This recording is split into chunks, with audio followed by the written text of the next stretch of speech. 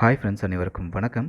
சிறுகதைக்கு ஆசையில் அடுத்தது என்ன ஆக போகுது அப்படின்றத பார்க்கலாம். சேனலை சப்ஸ்கிரைப் பண்ணிக்கோங்க, பெல் ஐக்கானை மறக்காமல் கிளிக் பண்ணிக்கோங்க.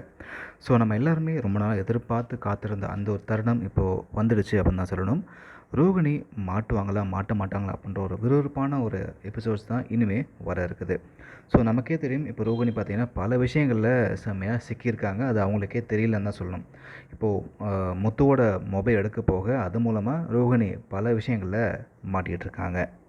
இதெல்லாம் ஒரு பக்கம் இருந்தாலும் நாம் என்ன நினைக்கிறோமோ அதுதான் நமக்கும் நடக்கும் இல்லையா? அதுதான் இப்போது இந்த மனோஜ் ரோகிணி வாழ்க்கையில் நடக்கிறது.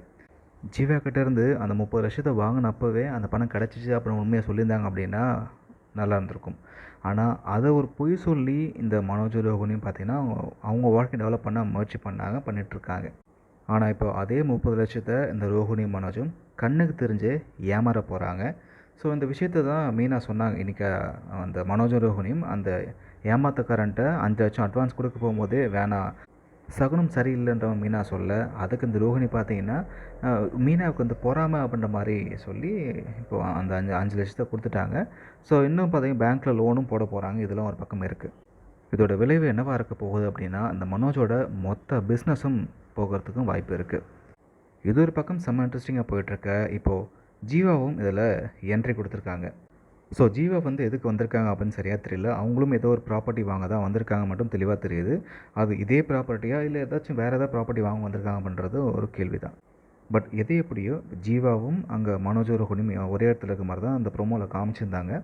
ஸோ ஜீவா மனோஜை பார்த்ததுமே செம்ம டென்ஷன் ஆகி காரில் போய் உட்காடுறாங்க. முத்து, என்னாச்சு மேடம், ஏன் அப்படி இருக்கேன்னு சொல்லி கேட்கும்பொழுது தான் ஜீவா எல்லா உண்மையும் சொல்கிறாங்க. ஸோ லாஸ்ட் டைம் நான் சென்னை வந்தப்போ 2 பேர் சேர்ந்து என்கிட்ட 30 லட்சம் ஏமாற்றிட்டாங்க. அவனை பார்க்க கூட இருந்தேன், அவங்க இங்கே தான் இருக்காங்க, திரும்ப பார்க்க வச்சிட்டான்ற மாதிரிலாம் புலம்பிகிட்டு இருக்காங்க.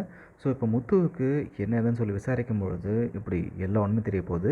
ஸோ அந்த ஜீவா தான் மனோஜோட காதலி அப்படின்றதும், இதுதான் நீ பணத்துக்கு ஓடி போச்சு அப்படின்ற விஷயமும் தெரிய போகுது. இதை விட செம ட்விஸ்ட் என்ன அப்படின்னா, அண்ணாமலோட பணம் திரும்ப கிடச்சிடுச்சு. அந்த பணத்தை வாங்கி வச்சுட்டு தான் இந்த பார்லரம்மா பொய் சொல்லியிருக்கு அப்படின்றதும் முத்து கண்டுபிடிக்க போகிறாரு. அதை தொடர்ந்து இந்த ரோஹிணி ஒவ்வொரு விஷயமா மாட்ட போகிறாங்க. இந்த பார்லரம்மா சொன்னது எல்லாமே போய் தான், அதுக்கு மலேசியாவில் அப்பாலாம் கிடையாதுன்ற எல்லா உண்மையும் முத்து வந்து கண்டுபிடிக்க போகிறாரு. ஸோ வெயிட் பண்ணி பார்க்கலாம் என்ன ஆக போகுது அப்படின்றத.